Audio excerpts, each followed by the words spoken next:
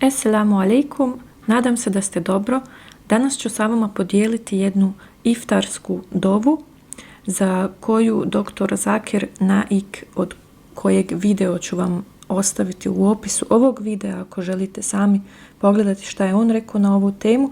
On kaže da ostale dove koje možemo čitati po internetu nisu autentične, nemaju nikakve dokaze da je to poslanik sallallahu alejhi ve sellem ikad u stvari rekao, osim ove koja se prenosi u sunnetu Abu Dawud, drugi dio knjigi o postu, u hadisu broj 2350, a ta dova glasi: Zahebe zeme wabtalletil urku wasabatal ajru inša Allah. U prijevodu to znači: nestala je žeđ, natopile su se žile i nagrada je osigurana, ako Allah dželešanuhu htjedne.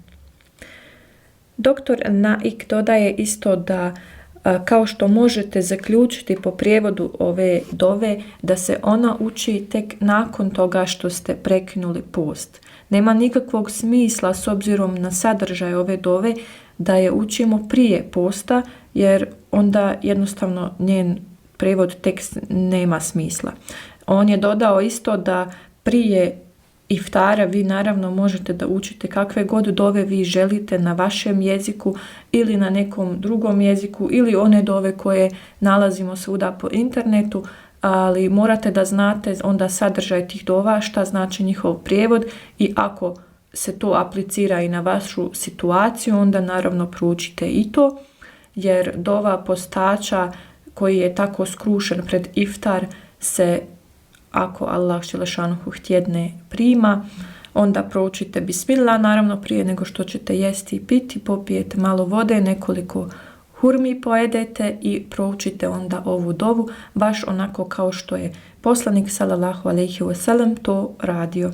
Hvala vam na gledanju, ja vam želim mubarek Ramazan dane, zapratite me na Instagramu, tamo ću da postavim sliku sa tekstom ove dove na arapskom u transkripciji i na prevodu na naš jezik, tako da si možete onda to da poštedite na telefon ili tablet ili gdje god i imate uvijek na dohvatu. Možete isto da si isprintate i stavite na sto prije iftara, tako da je imate na oku.